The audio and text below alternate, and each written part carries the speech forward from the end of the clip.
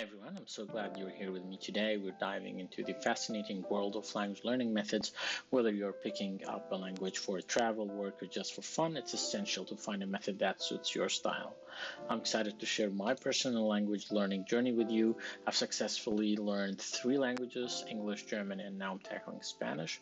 Recently, I was able to understand native Spanish content by experimenting with one of the methods I will introduce in this video.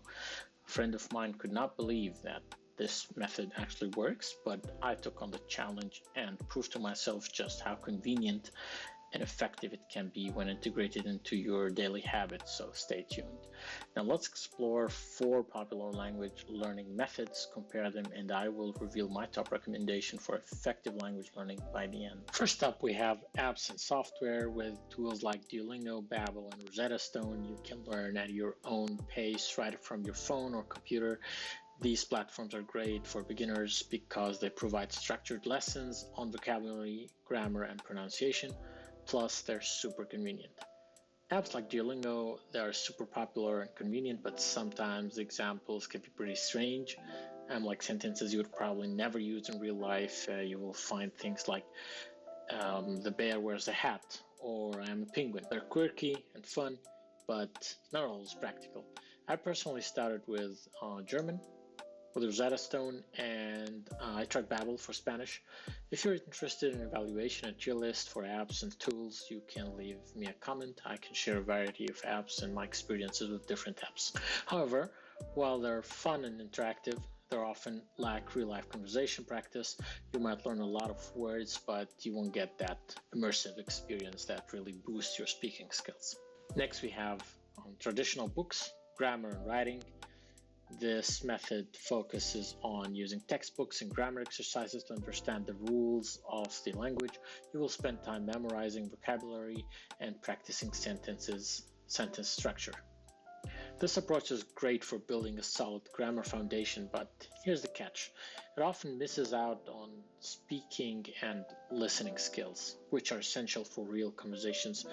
You may know the rules, but can you apply them in daily life? Classic method most of us remember from school. While structured approach and great for learning the rules, it wasn't very effective for a lot of people.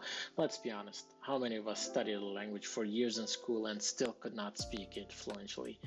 These methods focus so much on memorizing grammar and vocabulary that they often miss out on real conversation skill. I actually had English and French in school, but I hardly understood anything back then.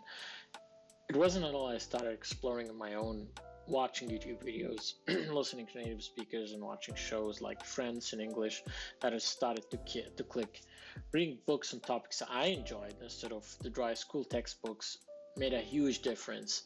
That's when I realized how much more effective real engaging content can be for language learning. Now let's talk about comprehensible input. This method emphasizes understanding content that you can mostly grasp, like watching movies, listening to music, or reading books in your target language. The idea is to expose yourself to language you can understand, gradually increasing the complexity. One of the best things about comprehensible input is that it helps you pick up vocabulary and grammar naturally. You're learning in a context which is super effective, plus it can be really enjoyable. Who doesn't love watching a good show? Comprehensible input is all about immersing yourself in a content that's just slightly above your current level. So you understand most of it, but there's always something new to learn. This way you naturally pick up vocabulary, grammar, and sentence structure, all within real-life context instead of memorizing isolated words. The best part, there's an endless amount of content for all levels, from beginner to advanced, whether it's video, podcasts, or books. There are tons of options to explore. One of the things I love about comprehensible input is how naturally it fits into my day-to-day life. I will take a walk, usually around 20-30 minutes, while listening to something in my target language. By the time I've done my morning gym session, I've already gotten in 1 to 2 hours of listening to my favorite Spanish podcast, and it doesn't feel like studying at all. I'm picking up on complex phrases like me gustaba, for the past me gustaría, I would like, and yo diría, I would say, without ever touching a grammar book. Whether I'm driving, at the gym, or just relaxing in bed, I'm absorbing the language naturally.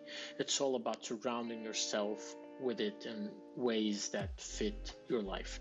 This approach has helped me progress faster because I'm learning in a way that feels natural and I'm constantly hearing the language in real situations. And the bonus, with so much content available now, it's easy to find materials that actually interest you, whether that's music, shows, podcasts, or audiobooks.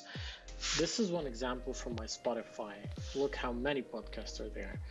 If you would like to know how it's possible to learn specifically with this method, how to start and how to improve over time, leave me a comment. Finally, we have immersion in real life practice. This method involves surrounding yourself with the language, whether through travel or by conversing with native speakers. Immersion can lead to rapid improvement in your speaking and listening skills. But creating an immersive environment can be challenging if you cannot travel. Not everyone has access to that kind of experience, especially when you're just starting out or if travel isn't an option.